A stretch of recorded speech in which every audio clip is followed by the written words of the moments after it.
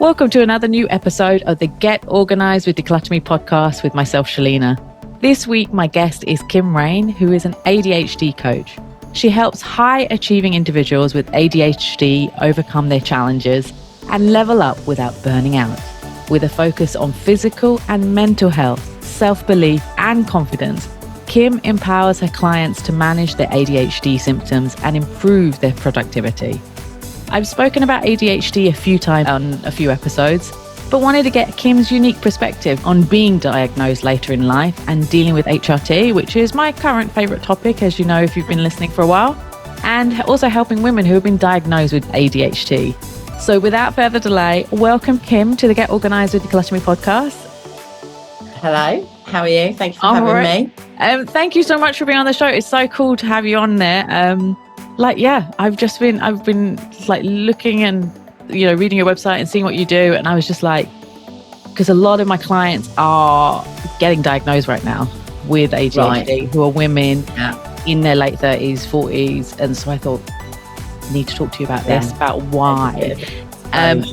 Because it's just like suddenly kind of blowing up, isn't it? This whole, being diagnosed with ADHD. So before we get to that, how did you become a high performance ADHD coach?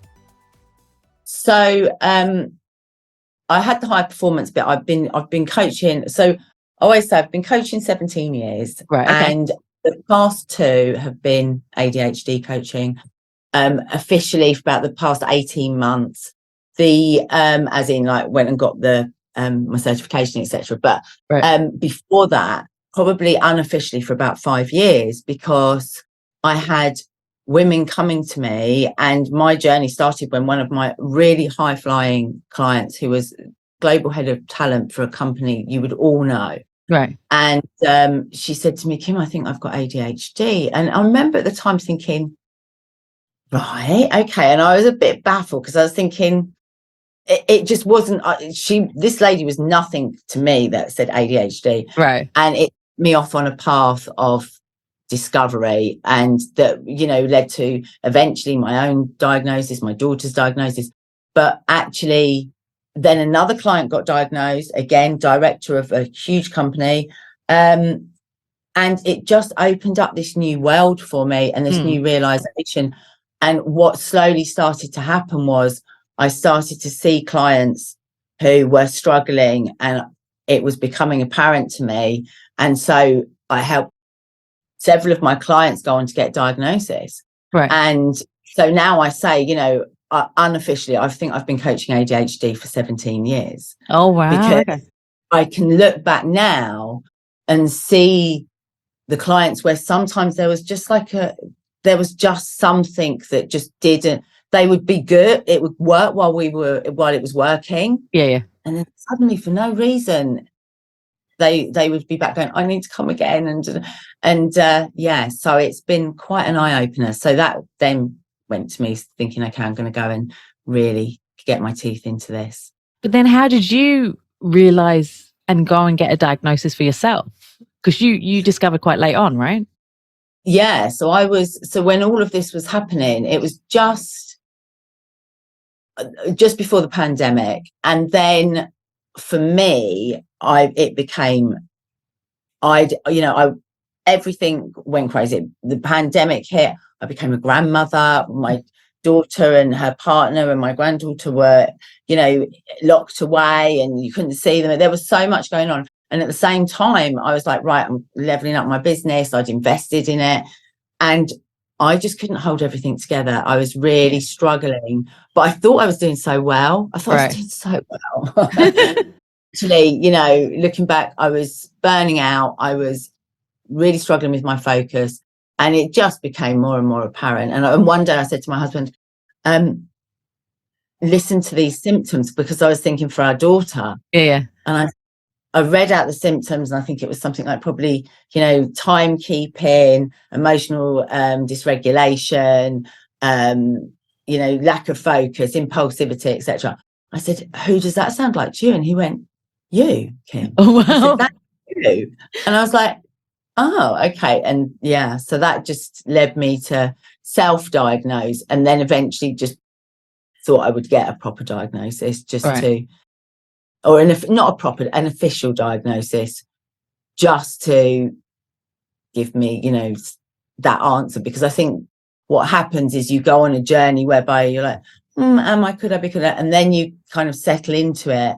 But for some people, getting that official diagnosis isn't everything. And then you can go along, though. I see women go along, and what they do is they gaslight themselves. Because they think, oh, well, it could be ADHD, but I've not got ADHD. I'm just lazy.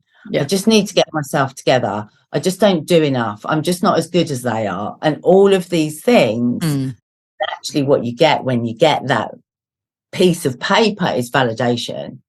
And it really helps change the way you think about yourself. I'm finding that a lot with clients when they've been diagnosed, that it's like, this explains a lot, and now I know what to do with it. So in one of your blog posts, you mentioned that everyone doesn't suddenly have it, and that's what I said before, that like suddenly now everybody's getting diagnosed with it. But but what did you mean by that? That everybody is suddenly getting diagnosed. There was, when I first so for me, my journey as well was, then I was coaching these women, but then I knew I had ADHD, but at the same time I had like an audience who I was working with for menopause, overwhelm, burnout, etc., all possible signs of ADHD when they're in the extreme. But I wasn't quite ready to sort of come myself. And then as I talked about it, and it became apparent that suddenly everybody had ADHD, and people were saying to me, suddenly everybody's got ADHD. And actually, I was speaking to women who were going to the doctors and saying, I think, and they were going, well, because it's really trendy now. And, really dismissive stuff, or what makes you think you've got ADHD? You're very successful, you've managed to do this and that, and all of these things. And actually, the reality is, we've always had ADHD. ADHD is something that you're born with. Now, there's lots of factors. It's on a spectrum that can change how that shows up for you. Your upbringing. There's so many things in your family environment, so many things, but you are born with it. Right. It doesn't happen unless you have some sort of brain trauma. It tends not to happen later in life. But what happens is, as we have grown up, this sort of generation is, there was just not the awareness of it. For many of the women I worked, they were the quiet little girls at the back of the room. They were high achievers. They were the perfectionists, because for them, their hyperactivity was cognitive. It was all inside of them. And I wasn't that sort of little girl. I was more of your bulk standard. I was a bit of a pain in the bum, and I found school very challenging in terms of sitting and paying attention. And if it was we get this great hyper focus. If it's an interesting lesson, I was fixated. And if I had a good, engaging teacher, that, I was top of the class. I remember getting top of the class in physics, and no one could believe, A, it was me, and B, that it was a girl, because this is back in, 80s. But it was just that I had this amazing teacher. And then, I got put into top science, and suddenly I just am falling apart because I didn't have an interesting teacher. I wasn't interested in the subject, so when we're not interested.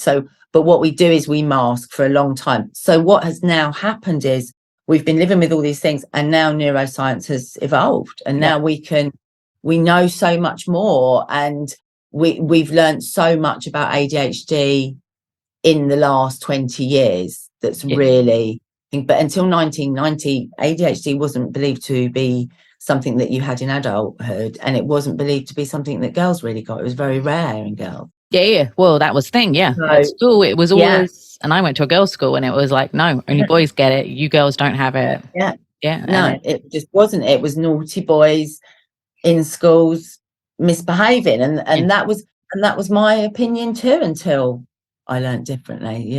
So the science is coming along in leaps and bounds, and continues to come, and I think it's growing really quickly, and so more people are resonating with what the symptoms they have are ADHD. So it's not that everyone suddenly has ADHD. We've always had it. We've just been coping. Yeah. And not like getting it diagnosed. Or outside, on the outside.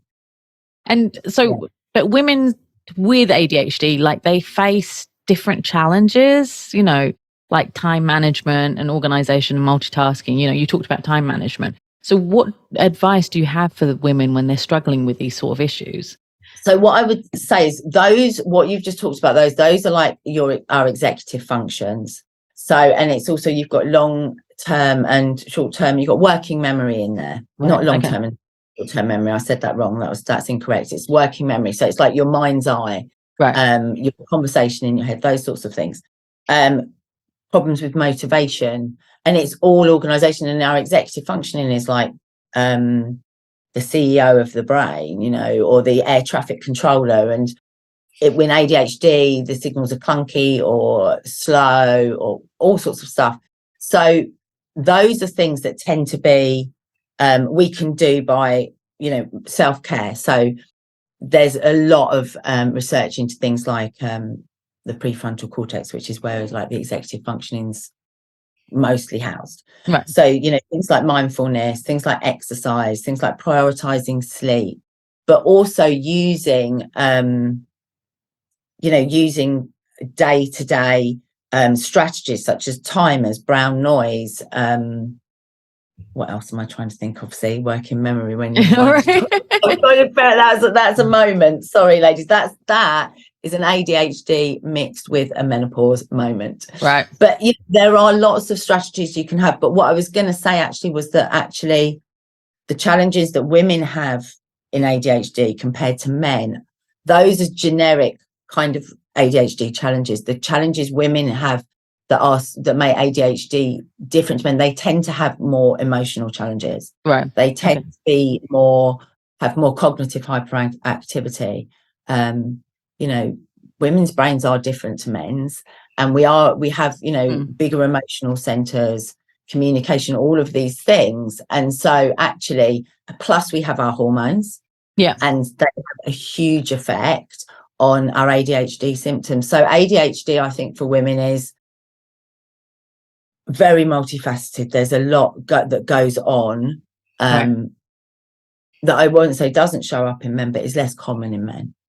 And so before we can continue, what is brown noise? You just mentioned that. I was like, oh, sorry. Yes. So brown noise is basically you've got different levels of noise. So you've got brown noise, white noise. I think you've got blue noise. And brown noise, there has been not a lot of research into it, but anecdotally, ADHDers find it therapeutic, and it sounds like you're sitting next to a waterfall, basically. Oh, and I've used it, and you can go on YouTube and Google it. And actually, when I wrote my book, I used it a lot, and it sometimes I'd find myself thinking, "What is that noise?" And then I'd come back to it, and then I would just continue again. And I did find it helped me focus a lot more. So it's anecdotally, it's said to be. Oh, wow. Effective. Learn something new. There may well be research out there. I just haven't got it to hand. So, oh my God. Yeah, I've never heard of it. Yeah. No. And if you Google or YouTube, 1 hour of brown noise, and if you do the hour as well, it's quite good because when you've got to the end of the hour, because one thing we do struggle with is the time management as well. So, like with using timers and things, you can give yourself, like you start to understand how long things are going to take much more. So, I run a program, and in it, we've just done time management this week, and it's about, okay, let's just think about time management. Let's think about how we view time and how we work time. And actually, what we tend to do is work forwards. But if you work backwards, like I need to be there at 12.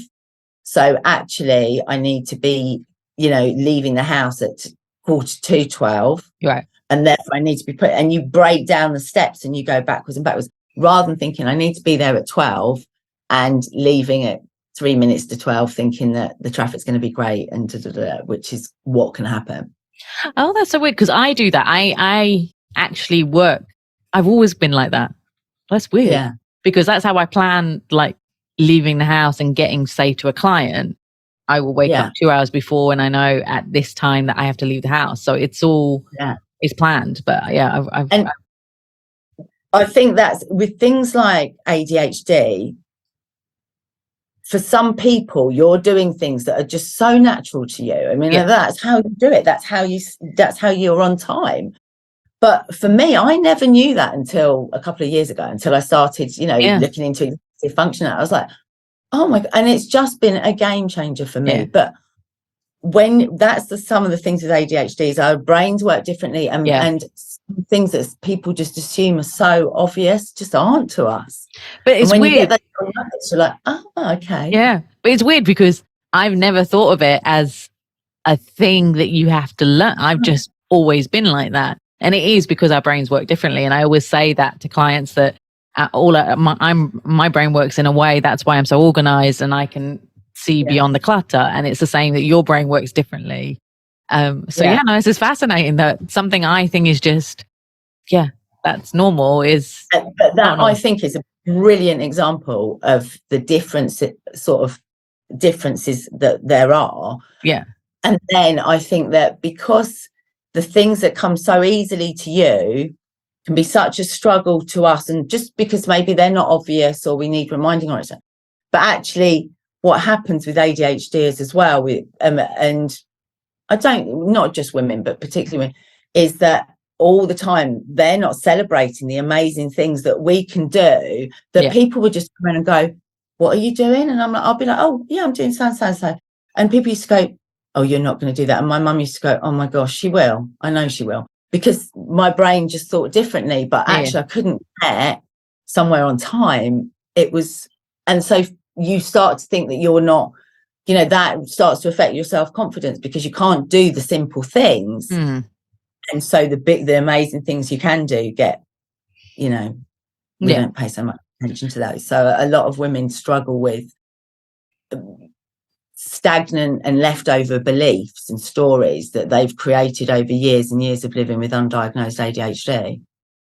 So how do they get over that then? Those feeling that self-esteem and feeling of inadequacy? Because I mean, if they're only getting diagnosed in their late 30s or in their 40s, then that's 20, 30 years of feeling stories and belief and things that and so I can remember one of my clients who was self-diagnosed, and she came into my membership. She came on a program, she came into the membership, and then she said, right, I'm ready to go and get a diagnosis now. And when she got it, she said, I didn't realize how small I've played because of my ADHD, because the fear of failure can be so overwhelming. So I think that how you get over that, I think, is first of all is the validation, is whether it is through official diagnosis or just your self-validation, is that understanding that, hang on a minute, my brain doesn't work like your brain.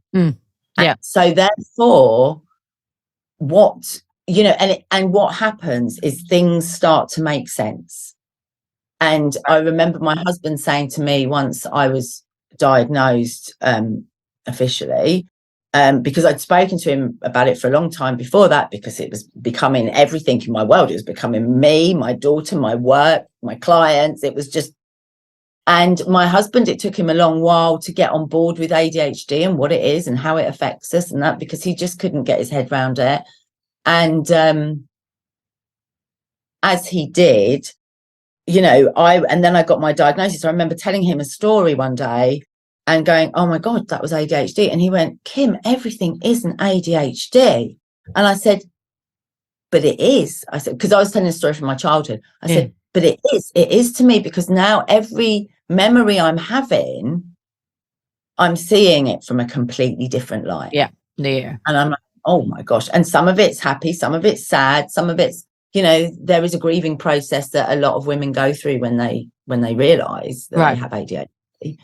Not every woman goes through it, but and so that's the first part of it, I think. And then it is just really doing the work on yourself, working with if you need, maybe you need some therapy, maybe you need a coach, maybe it's having a community, having places that you can be yourself.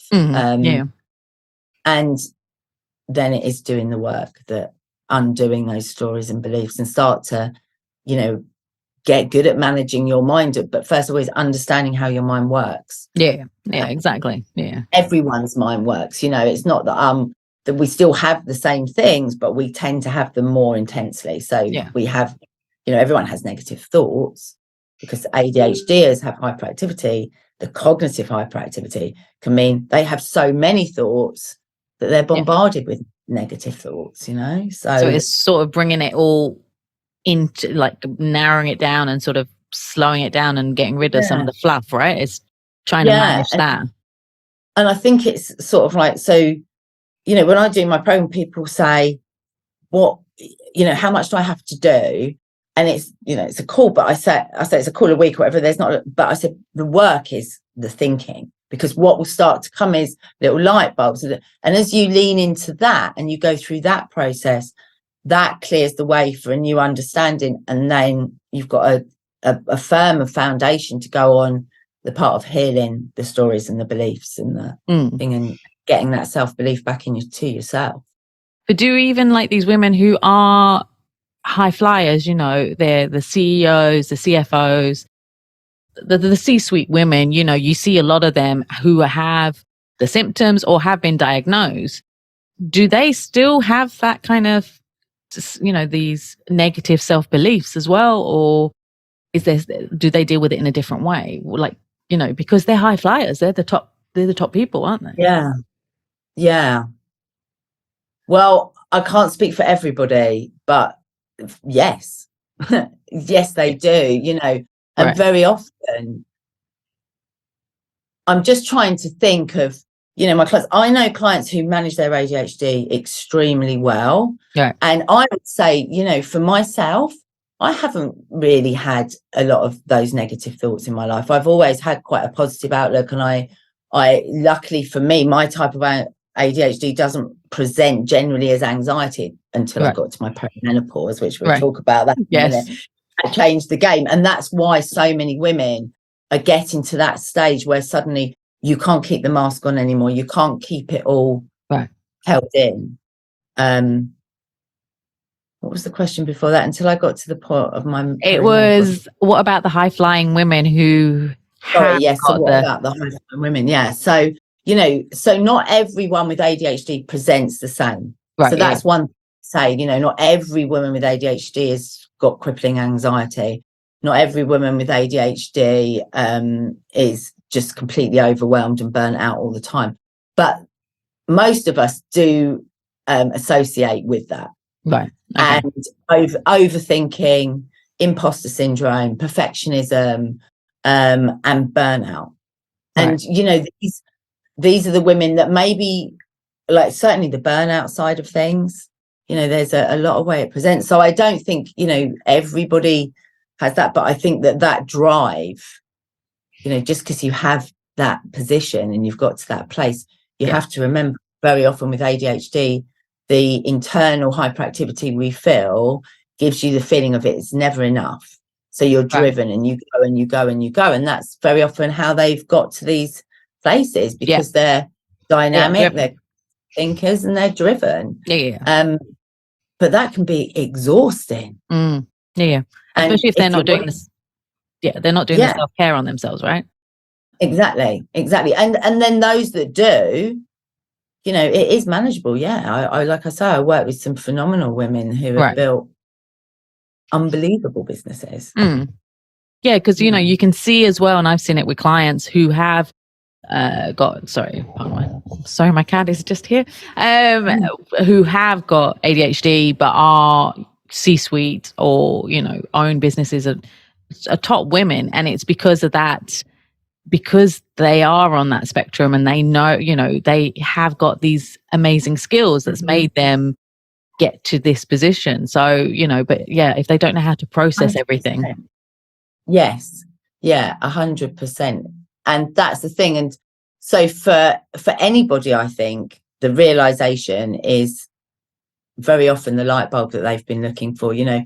But the other thing is, a lot of clients will say to me, I always knew something wasn't right. And I used to be my thing, I used to be like, what is wrong with me? What is wrong with me? Now, I wasn't saying that about me as a person. I was saying about me because I would burn out all the time. My energy would always be low. Right. I would never, and also I'd burn out a lot, and I never quite was achieving what I really knew I could. I knew I could do so much more. And I used to think, okay, and I went through everything. Have I got a gluten intolerance? Is it a thyroid issue? Is it a this? Is it a that? B12?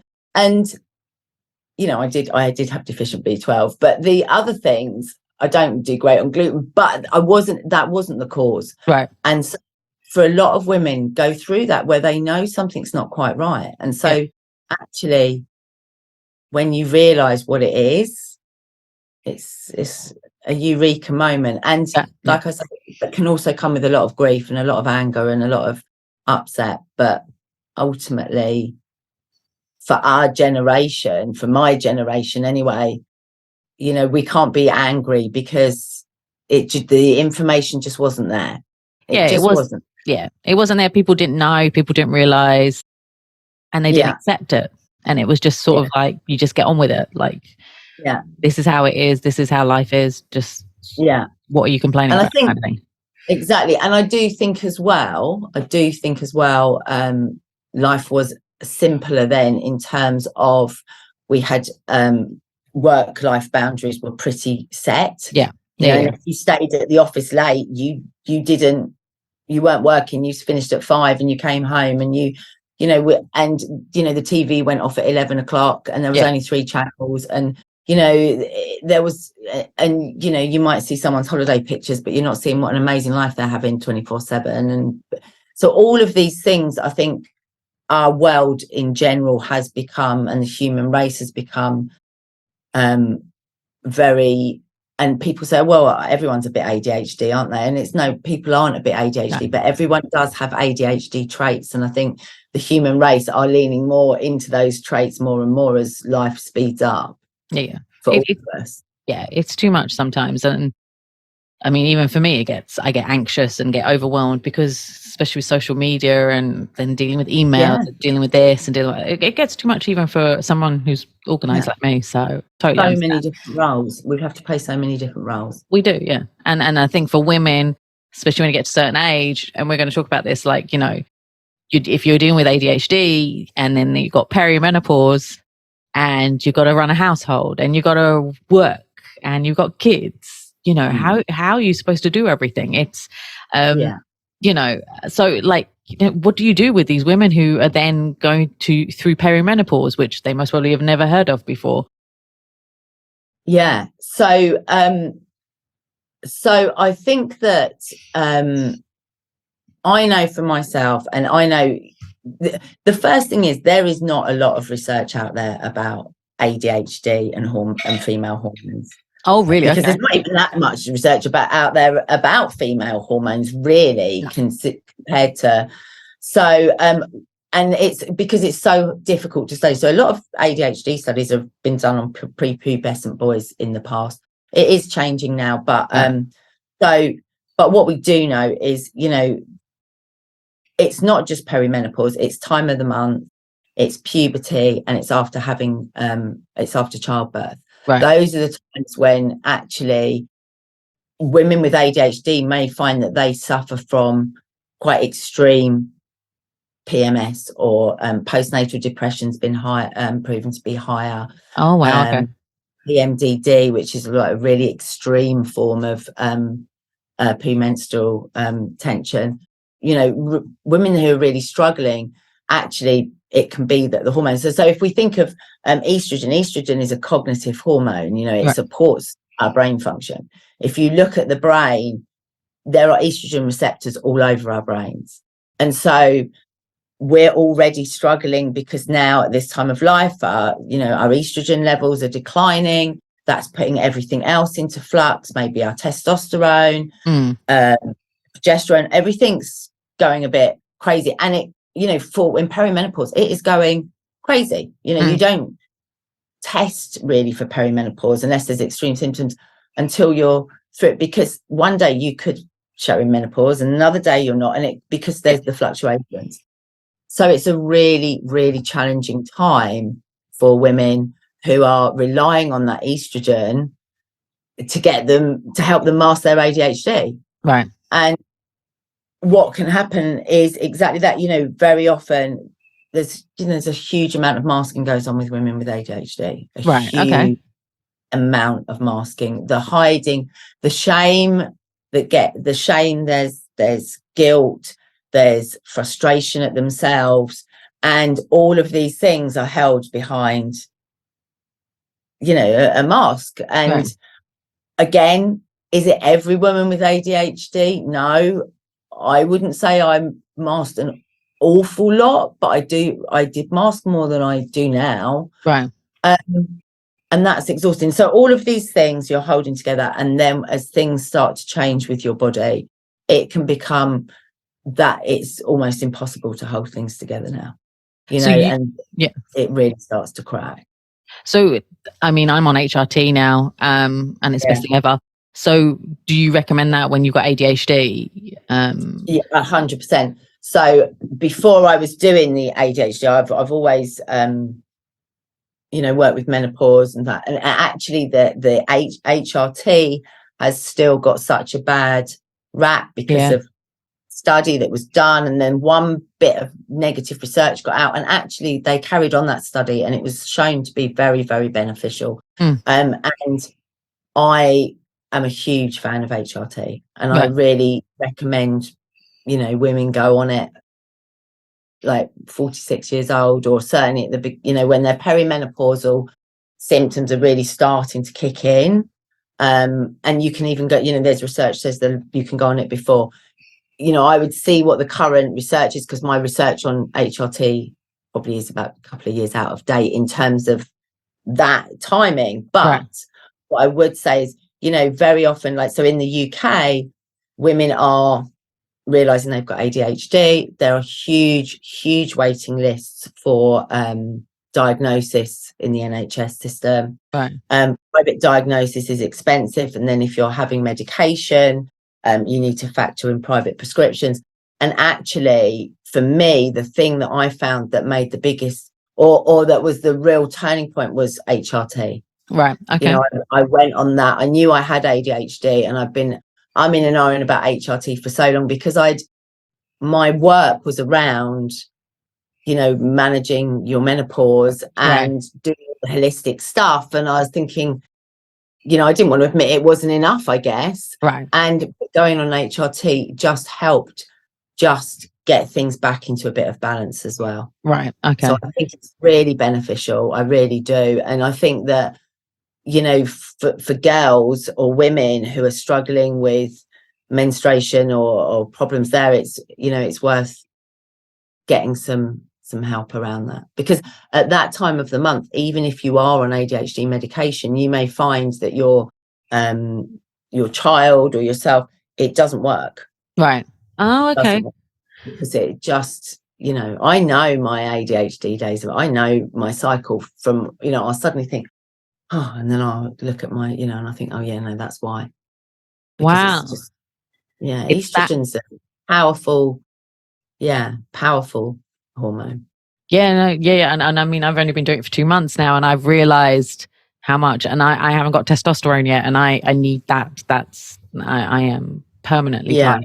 And I can, but I want to know about women with ADHD who have anxiety or depression, and they have mental health conditions, and they're on the medication, because some of the medication's really strong, isn't it? Yeah. Dealing with that, and then dealing with HRT as well, doesn't it make them more anxious or more depressed? Like how? So I think and this goes for HRT as well, everybody's different. So I've had clients who've gone on HRT, it's not helped, it's actually made them feel worse, and they've come off it and felt better for coming off it. Oh wow. Okay. Not many. What I will say is not very many. Right. But I have had that. And it's the same with ADHD medication. I've spent my whole background was in, health and well-being, nutrition, hormones, mindset. It was all and I was you know, I would have been, oh no, don't take the medication. Right. But working with these women, and this one lady who was a client of mine, and I'd worked with her for years, and then and so I really was with her on the whole journey, from her getting her becoming aware, getting diagnosed, and trying medication, and the other side of that, and helping her then go off and achieve. She's actually become an ADHD coach. Oh, really? Phenomenal at it, and she's smashing it. But seeing that transformation in her and the difference the medication made for her changed everything for me. Right. Okay. It really opened my eyes to actually, because what medication does is it doesn't give anybody you're not getting a bonus. It will level the playing field, and you still need to do all the things that you have to do when you're not medicated. You know, life, you still have ADHD. It doesn't take ADHD away. Right. But it just gives you that time. It allows you to pause more. It allows you to go, okay, and think things through. But then I've also had clients who have gone on medication and it's not worked. Yeah. You know, I had one client who I said to her one day, and you know, I wrote about this in the book. She was 61, 62 at the time, and I'd been working with her a while, and in fact over the years. And I said to her one day, I said, do you think you could possibly have ADHD? And she said, no way. She said, my psychiatrist would have got that by now. And she'd been working with a psychiatrist about 5 years. Right. Okay. And this is not, you know, like, we all have our focuses, and for whatever reason. But so I said, okay, but she was diagnosed general anxiety disorder. Bipolar was the thing that they were going for. Anyway, she said, oh no. Anyway, she came back to me a week later and just texted me and said, he's sending me for a referral. And 6 weeks later, she said, Kim, I've got ADHD. Oh, wow. And she then, I would love to say, she then was able to switch her medication and get the medication. She actually, because she was so medicated and had been medicated for stuff that wasn't really probably helping, there was a journey to getting that right. And I haven't spoken to her for a couple of months, but she was getting there. But you know, it's a very individual thing with the medication. But to have the two together, I don't see why it should be a problem. You know, medically, it's I don't know, that's up to your doctor and your psychiatrist. But you know, really and truly, actually, why not have the balance? Why not have, you know, a peaceful mind? Because it's, you know, I have clients that say to me, I cried my eyes out. It's the first day in my whole life where I've had peace in my head. That's amazing. And it changes everything. You think if you've got a herd of elephants running through your head all the time, you're not going to be able to think very clearly. But it's a worry, because I know I've heard it before as well, that clients and friends have been diagnosed with being bipolar, when then it's eventually to come out that it's ADHD. So, but the testing. I think that's the other thing. There's been a lot of misdiagnosis. And again, that's just the neuroscience catching up and people understanding. And then, like, you know, my client psychiatrist, maybe, you know, then that information has to roll out through the medical system, and it takes, I mean, I remember once being told something, it takes something like 12 years for that to actually get to the point where it's, don't quote me on that, but it's definitely 8 to 12 years before it's getting used by your frontline doctor people. Because whereas if someone in my position, I'm a coach, I can read what I want, I can start implement, so it's slightly different. But I could believe that. I mean, like, so bipolar was a craze. Everybody was bipolar 10 years ago, right? Now everybody's got ADHD. So it's the same thing. It's people are, doctors are catching up. The media is catching up now. So it's right what you're saying. It takes time for it to all roll out, you know, and that's your area of expertise. And then you're, you know, that's what you study. So it's fascinating. It's fascinating. All right. Finally, I am a big movie buff. and so I love to find out what people's, my guests' favorite movie is, or what you're watching right now that you've loved, so to recommend to the listeners. Okay. So I'm not much of a movie buff, and I never knew why until recently, because now I know that the thought of sitting and watching a film for an hour and a half is to sit still for an hour and a half was just like, no, now I know, of course I've got ADHD. Yeah, that makes sense now. Yeah. So, but the film that I would always sit and watch no matter what, and this isn't really my sort of style, would be a film called About a Boy. Oh yeah, yeah, with Nicholas Hoult. I mean, it's like a rom-com, but I don't know what it is. There's just something about that film that I absolutely love. But there is a TV series that was on Channel 4 called Gone Boy, and it was phenomenal. And I've been recommending that to people a lot. And they're like little 20-minute episodes, and there's 6 of them. Yeah. Okay, I'll have to check that out. Yeah, I haven't heard that one. Yeah. Yeah. Oh, I'll have to check. I would highly recommend that. Oh wow! But yeah, I didn't even think of that. Like, you can't sit still. Like, if you have ADHD, yes. I mean, I can't. Oh my god, no.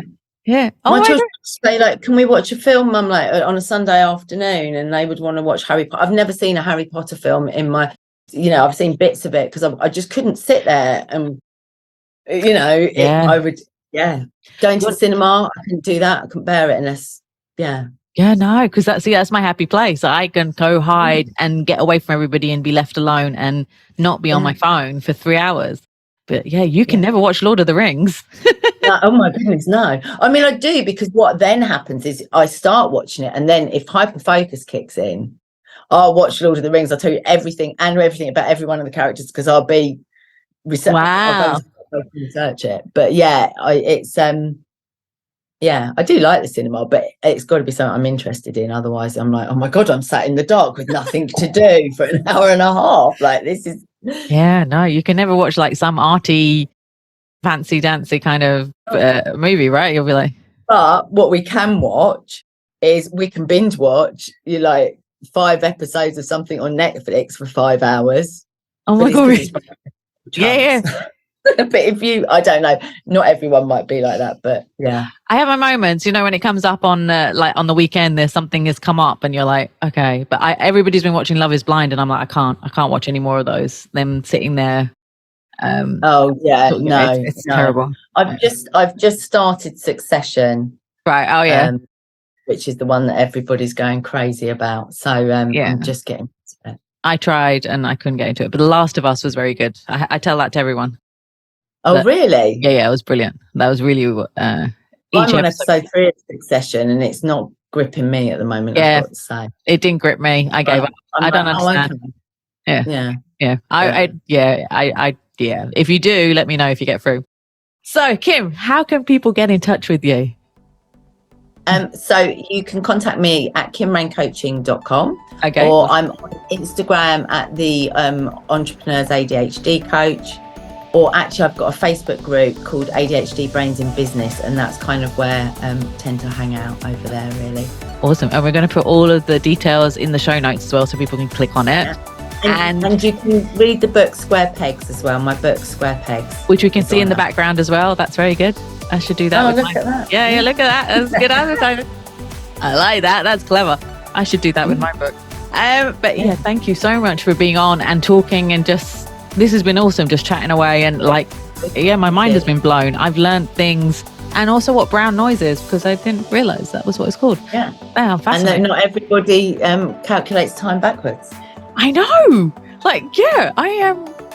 I'm weird. Anyway, thank you so much for being on the show. And thanks for listening, as always, to the Get Organised with DECLUTTRME podcast. If you'd like to get more tips, you can follow me at DECLUTTRME. And thank you for listening, as always. And if you press like, share it with everybody. That would be awesome. Thanks again, Kim, for being on the show. And we'll talk to everybody next week. Thank you. Bye. Bye.